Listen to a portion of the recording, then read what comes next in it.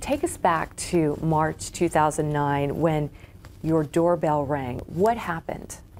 I looked through the people and I saw Marzieh with 3 guards. My mind was in shock. I just opened the door and they entered our apartment. They ransacked everywhere and they took both of us with all our belongings, like Bibles, books, Jesus movies, and everything that they had discovered in our apartment. And they transferred us to the security police. For first day and especially the first week was so difficult for both of us because we were so scared, and they threatened us to physical torture. They told us that we will beat you until you vomit blood. They sent both of us to a very small and dark and dirty cell in the basement, and every minute we were waiting for them to come and to take us for the physical torture. At that day we just hugged each other. We said goodbye. We were thinking that it was our last day on earth. You both could have been released at any time if you denied your faith. Why didn't you? We are in love with Jesus, and we couldn't deny our faith. And also, because Jesus in Bible says that if you wish to follow me, you must pick up your own cross and follow me. And so as a follower of Jesus, it was very important for us to pass through this test with victory. And also, it was an honor for both of us to suffer for our faith. For 2 weeks you were in detention, both of you, and then you were moved to the notorious Evin prison. What were the conditions like? It's awful in Evin prison. For the first 14 days we didn't have anything to eat, and even in public prison we could eat just the bread and cheese that they gave to prisoners for breakfast, and that was all we could eat. And I was poisoned once because of the food. And, you know, the medical situation was even worse. There was just a small and dirty clinic, and we couldn't visit the doctor. For 9 months, we were both sick. How did your faith help you keep your sanity while you were in prison?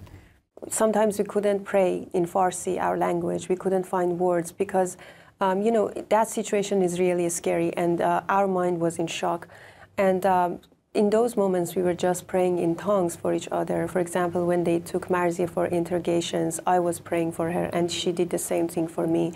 And the Holy Spirit really led us in our prayers when we were praying in tongues. We have many experience with Jesus. We had met him, touched his love, and had seen many miracles. And our personal relationship was very important. You know, we both believe that Evin is really the hard and brute manifestation of the power of the Ayatollahs, and is really the symbol of their dominance and strength over Iran. This prison is notorious for arresting, torturing, raping, and executing of many innocents. Some of my friends, before I got arrested, they told me, Marzieh, you know about Iranian prison and Iranian government. If they rape you in prison, if they torture you, what you will do? And I always, you know, I trust God, and I always told them that I'm sure that God will protect us, but if it happened, I'm sure that God has a reason for this. At first, you all prayed to be released, but then your prayer changed. What happened? We had many great opportunity to talk with many prisoners, and there were many prostitutes, addicted people, and most of them, they were so hopeless, sad, and disappointed.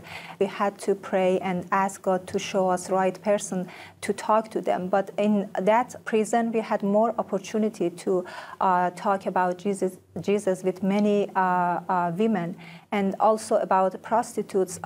It was very difficult to find prostitutes in Iran because they are not in a specific place. But when we were in a prison, we find out that there are many prostitutes here, even madams. And we had a great opportunity to talk to them and pray with them. And some of them, they cry and they confess their sins. And it was really like a church for us. And every day we gather and pray. And it was wonderful. Wow. No wonder they released you. Yeah. We got to get these girls out of here, right? We were more free in prison to talk about Jesus.